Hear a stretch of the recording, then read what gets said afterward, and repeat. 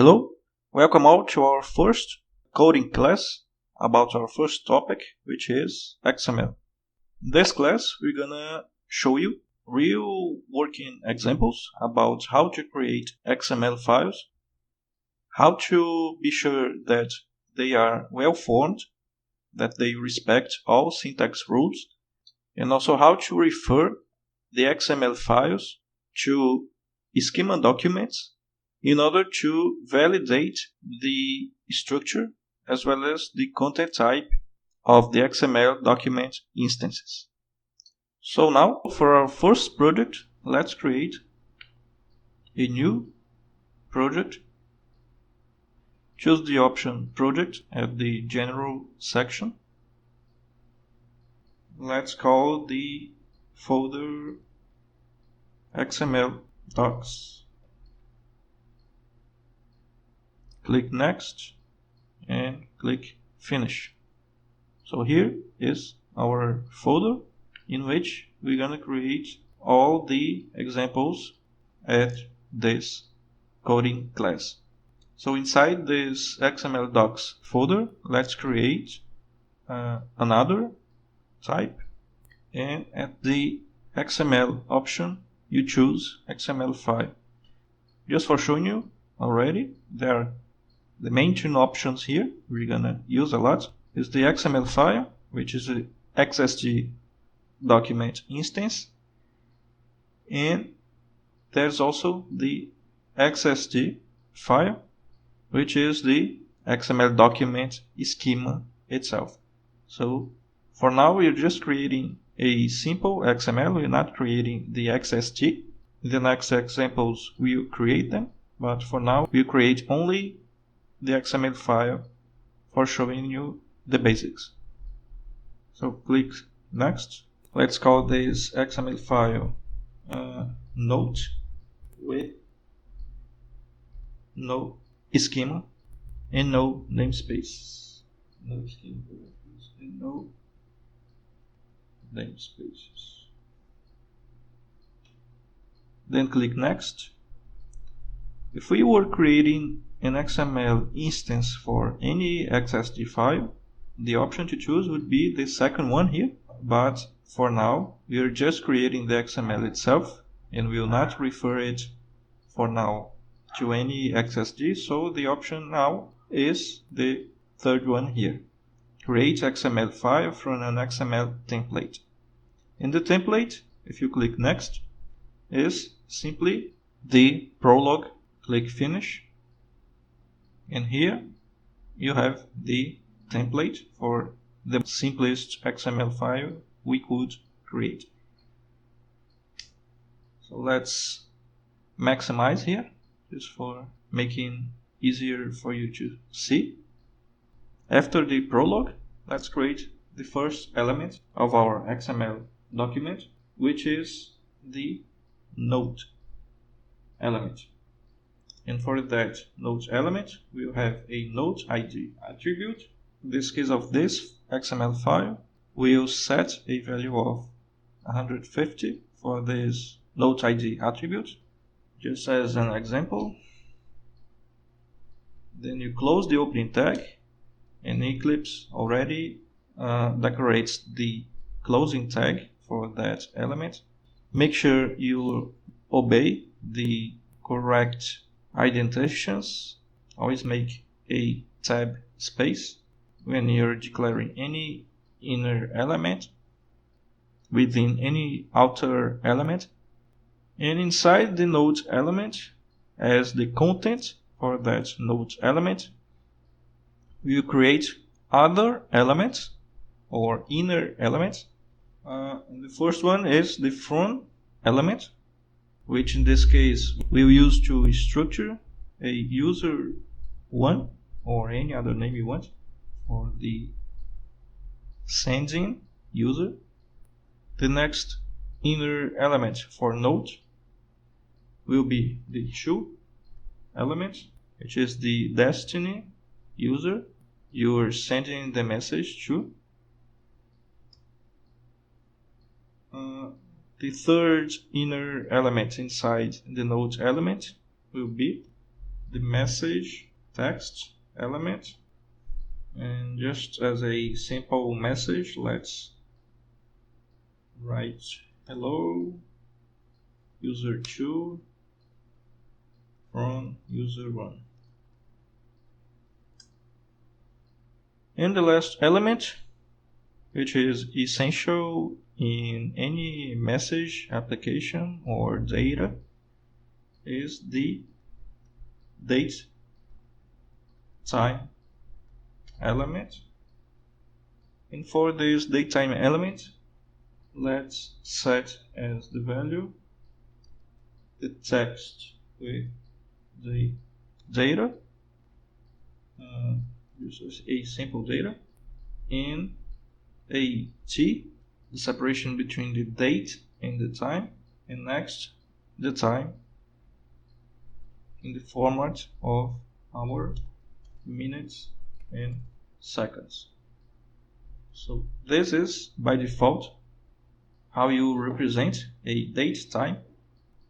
But just to make clear, we're not referring for now to any XSD, so you could write anything inside here, but I'm just advancing a little bit in writing the correct format that would validate to a data type if referring to the XSD. So this is it.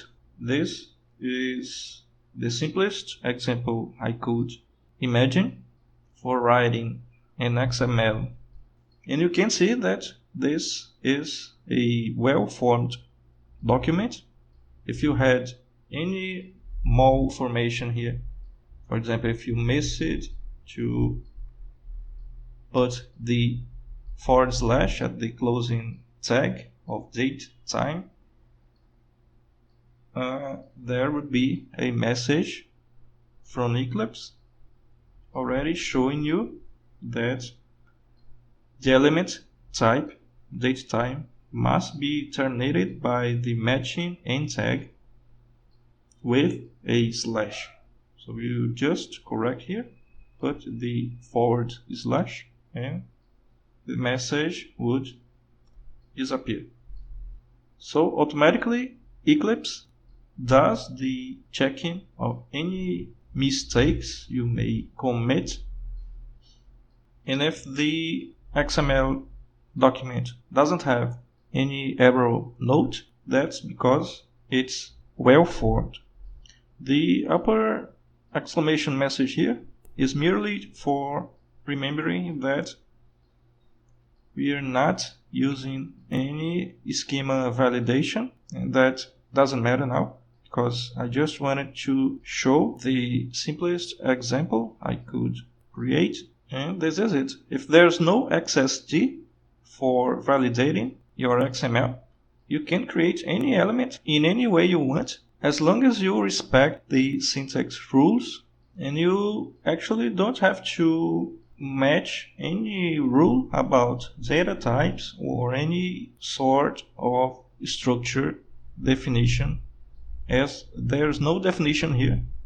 And if you're not using an XSD, you can use any structure or element you wanna declare in the XML itself. But in practice, it doesn't work like that, because one of the main utilities of XML documents is the validation of it against some XSD schema file, which controls what should contain your XML instance. So you'll probably never find any example like this without any XSD schema or WSDL controlling the XML regarding what it should have and what it should have not. So this is an example with no schema reference and no namespaces. Now let's just save it, and let's reuse the same content to create a similar example, still with no schema reference, but now with a proper namespace. So let's create another XML file, Let's call it node with no schema. Remember, we're not using the schema, so the option here would not be the middle option here. It would be the last one, only with the XML template. So click finish. Let's maximize it. And actually let's paste all the other content here. The place where you should define or declare any namespace is by using the XML namespace attribute inside an opening tag of any of your elements. If you want to use the namespace along all the XML file, you should declare it inside the opening tag of the element. So that's what we are doing here. We are defining the XML namespace with a prefix we'll call DanielPM1982 equals, under quotes, the name of any URI you wish.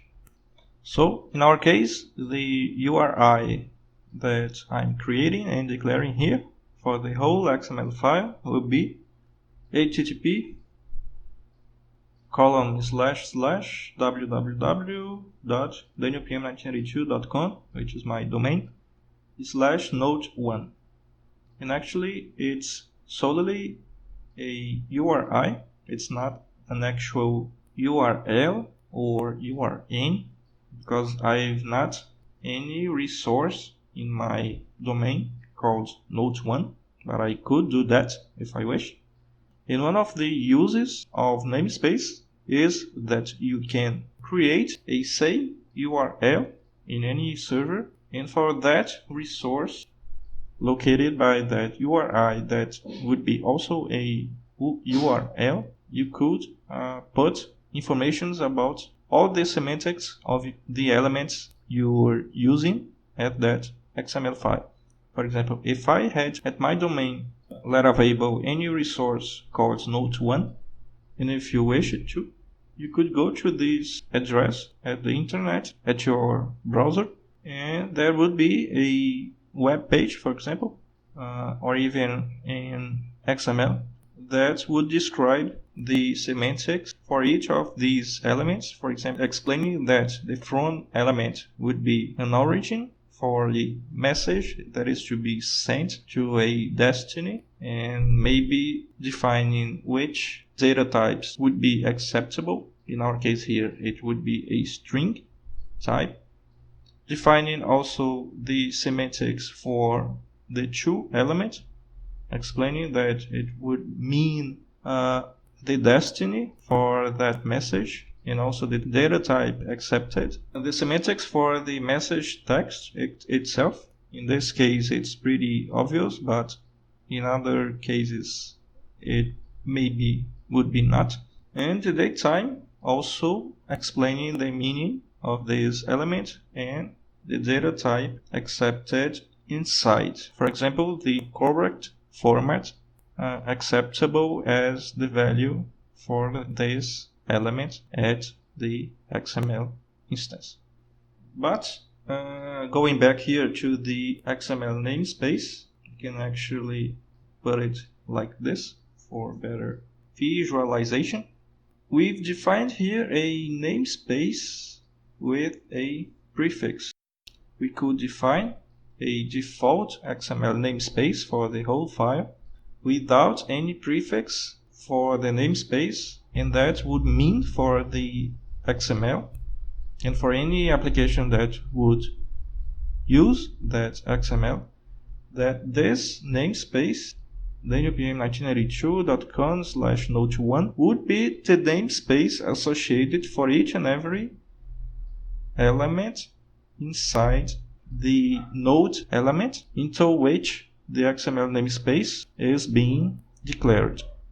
Observe that the default namespace here is being declared inside the opening tag of the node element, and that means that all the elements inside the node element, as that namespace has been set as the default, all the elements inside that node element would be using that namespace as default without any necessity for prefixes or any other namespaces inside these inner elements.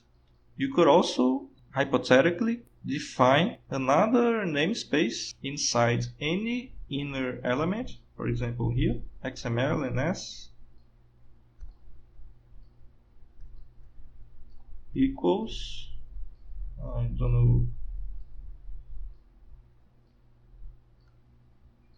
some other namespace.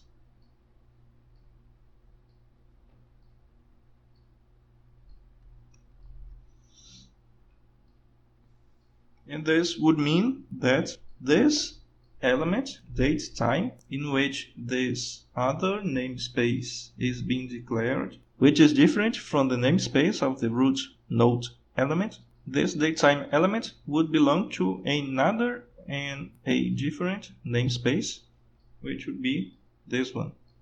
So you can have an outer defined namespace, eventually the default as in this case, and you could have many other namespaces defined specifically into any other nested element of that outer element or the root element as here. But in our case, that doesn't make any sense in our example. So we'll just create a one namespace, and just as an example, let's use a prefix, in our case DNUPM 1982, that will be associated with that namespace and should be used in any elements that would be linked or associated to the namespace declared for that prefix. So if we do not use the prefix with the inner elements, these inner elements won't be associated with the namespace we've just declared at the root elements. So as we use the prefix for the namespace and we want to associate each inner element to that namespace, we gotta use the same prefix with every inner element inside the node element.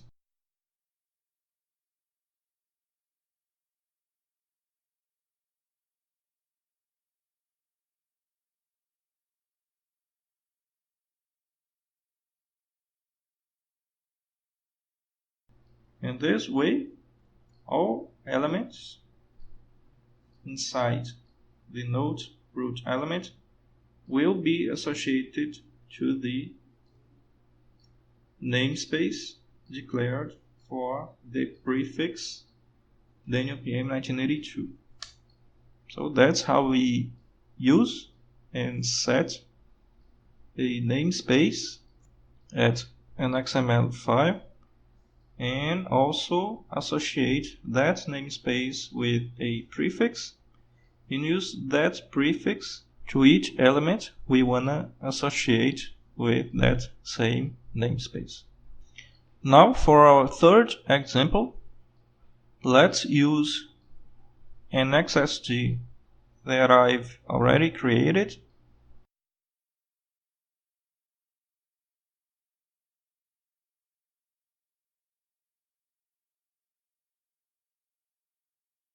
Okay, now we have an XSD file.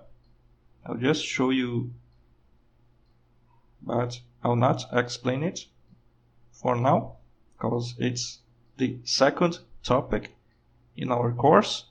But just for showing you that any XSD schema file does have a target namespace associated to every element and attribute and data type it defines inside its component, and this target namespace is the one that we will refer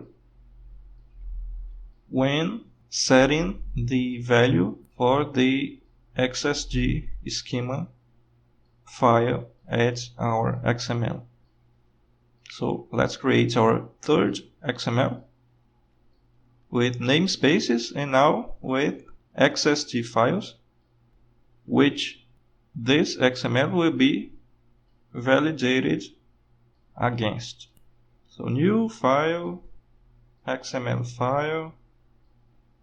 The XSD, as I said, is already created. We're not creating XSDs for now,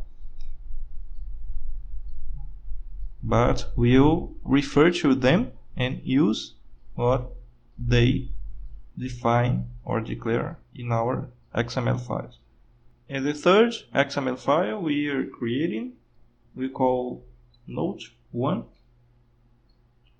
And in this case, as we have an XML schema, the option is not a XML template with only the prologue. Now it's the second option, create XML file from an XML schema file. Then you click next. You choose the XSD to which the XML will refer and click next. You may click finish. In here, let's maximize it, is our note1 XML automatically referring to our XSD, but let's just change some things here to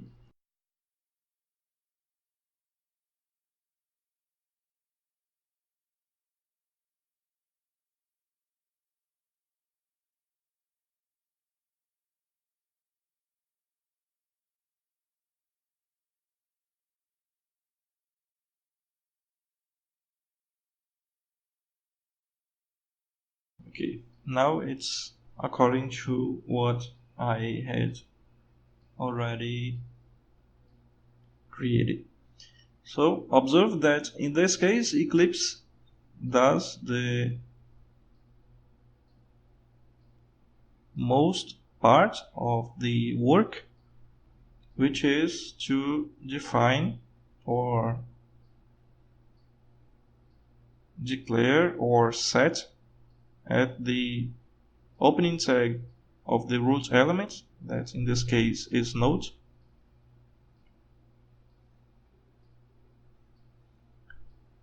a namespace, a default namespace, which is the W3C namespace for the schema instance. It also associates that default namespace from W3C with the prefix XSI, and it uses the XSI prefix to get access to the schema location attribute, and as the value for that schema location attribute, it uses the target namespace from the XSD file, which I showed you when I showed you the XSD. And after the target namespace, it declares the XSD file name. So at the schema location attribute, you will specify where your XSD file is, beginning with the target namespace of the XSD file, and next with the XSD file name in extension. So here the XSD location is defined, and we won't need that prefix XSI anymore, only for defining the schema location. But we will need a custom namespace associated to a custom prefix that I will call Daniel PM 1982 for that prefix to be associated with the target namespace that is defined inside the XSD file. So through that, prefix, then UPM 1982, we will have access to the target namespace, and along with that, we will have access to each attribute or element that is defined inside that XSD and associated to that target namespace. For example, here, the node ID is an attribute defined at the XSD that we're getting access through the UPM 1982 prefix, and we're setting the value as 1.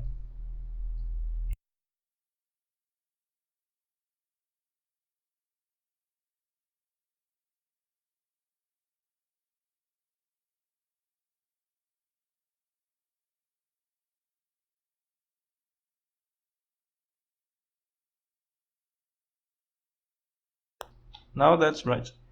So here is the declaration of the default namespace from W3C schema instance, which is associated with the XSI prefix. Then we use the XSI prefix to access the schema location attribute and defined as the value the target namespace declared at that XSD file. And next, the file name node1.xsd, which is the XSD that I have already created before. Then we define a custom namespace with a custom prefix for being associated to that target namespace, in order that through that prefix, the UPM 1982, we can have access just by putting next the column to any attribute or element from to message text and date time elements in the attribute node ID. We have access to any attribute or element, including the expected data types, constraints defined at that XSD file.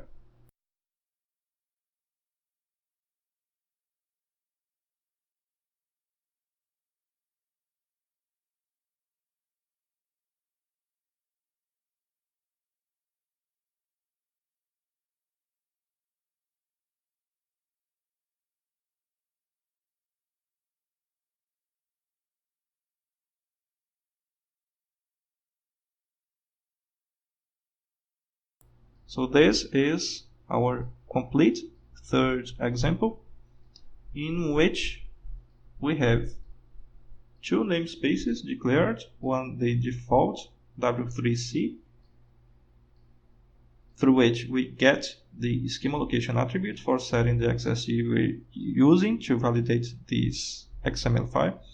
And the second namespace is the custom namespace we use for getting access to that XSD target namespace, and through the custom prefix to the attributes and elements created and defined at the schema file. So, as we can observe, no node errors have appeared, so it means that the XML file is well formed and follows the correct syntax rules of XML and XSD. And if we now want to validate this XML content against the XSD file we are using, for example, to see if the values that we've set to the elements match the data types accordingly. So for checking that the XML file is well formed, you don't need to do anything. The IDE does that for you. if there's any syntax mistake, the IDE will show you a note message. And if you want to validate against the XSD, for being sure that it's not only well-formed but also validated against the schema, you click the right button and the validate option. And you will receive, if the validation occurs successfully, a successful message telling you that the validation completed with no errors or warnings. And that message only appears if the XML is well formed as well as valid when compared or validated against the XSD. Let's save it. Now let's create a second Node XML file, and now using another XSD file, which is the Node2 XSD file for that new Node2 XML we are creating. So here I copied the Node2 XSD. Let's open it just to have a general view. As I said, we have not yet seen XSDs or schema files. I'll just show you the target namespace inside it, which is defined inside it, which is the Node2 namespace. And at the XML instance will refer not only to the node2.xsd, but to this target namespace, as we did with the Node1 XML. So let's close it, and now let's create our Node2 XML file,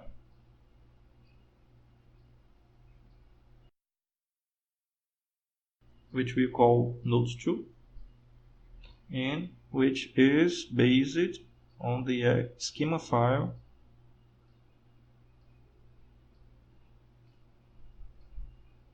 previously created by me, called node2.xsd. Finish. And here's the XML. Let's open it. Let's restructure things here.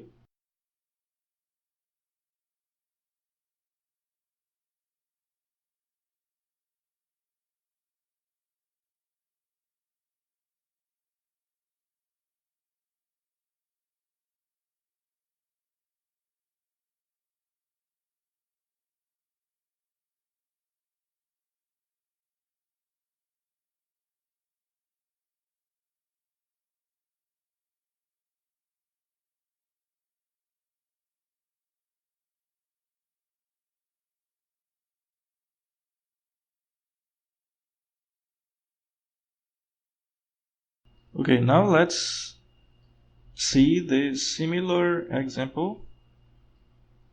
I just changed the XSD a little bit, so the elements are quite different in their name, but they are the same regarding their semantics. So first we have the prologue, then we have the root element, node, and at the opening of the node tag, we define the default W3C schema instance namespace and associate that default namespace with the XSI in order to use that XSI prefix to access the attribute schema location and set the XSD we are using here, beginning from the namespace, the target namespace that is already declared inside the XSD, and next with the XSD file name, exactly as we've done with the last example. Next, for accessing that target namespace, we declare another XML namespace, a custom one, and associate that custom namespace with the Daniel PM 1982 prefix and with the value exactly the same as the target namespace from the node2.xsd file. So through that we have access to all attributes. For example, the message ID again.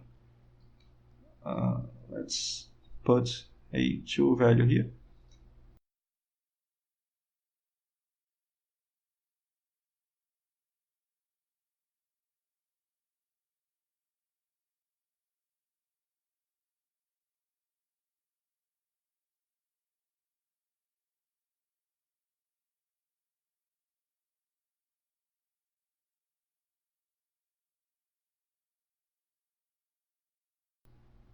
So that's it for our fourth example, and on the next example you will see why I have chose to show you the Node 1 and Node 2 examples, each one of them referring to different XSDs. So now let's create our last example about the Node context. New other XML file. Let's call it Node all.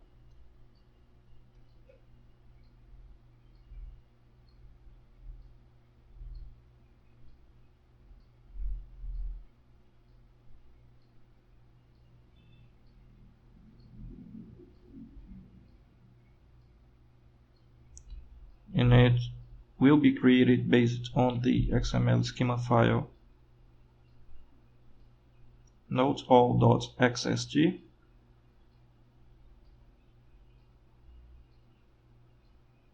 So here is our XML created automatically by Eclipse as a template, but let's just change some things here again.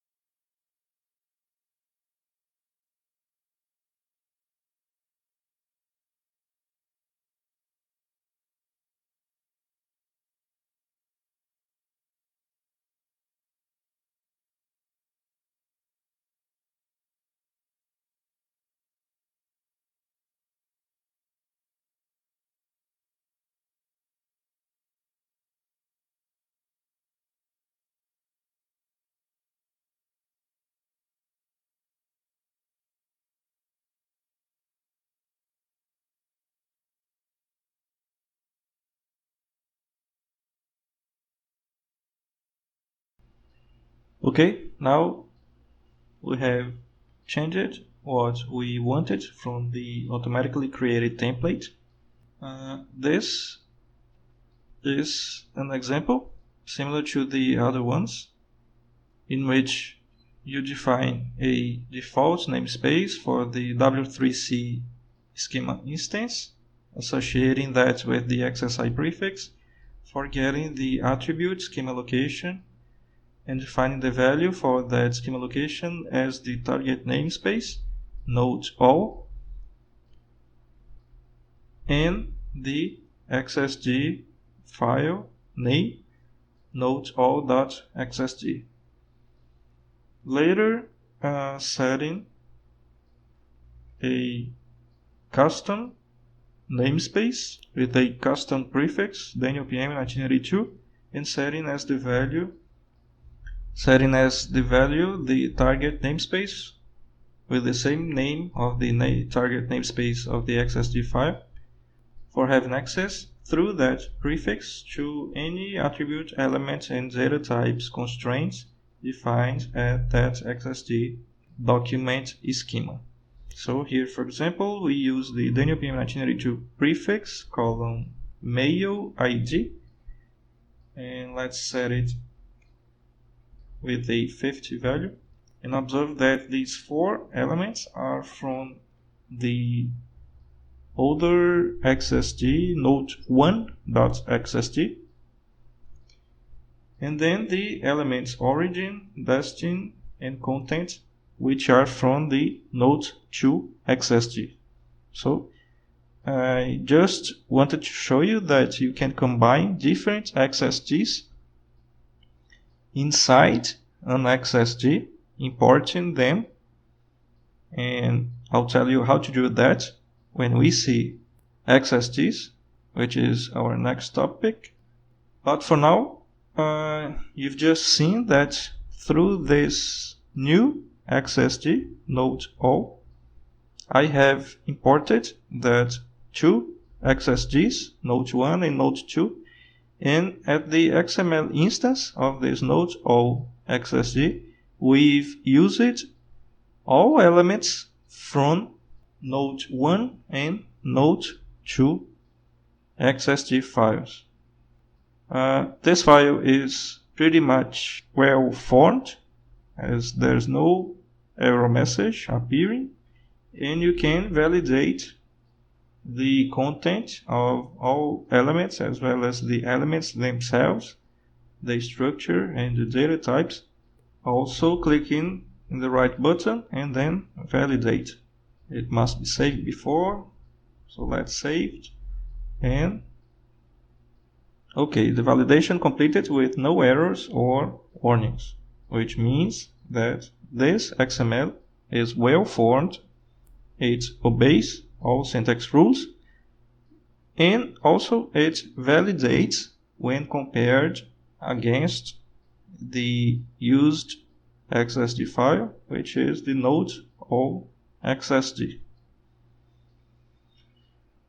So that's it for the node examples.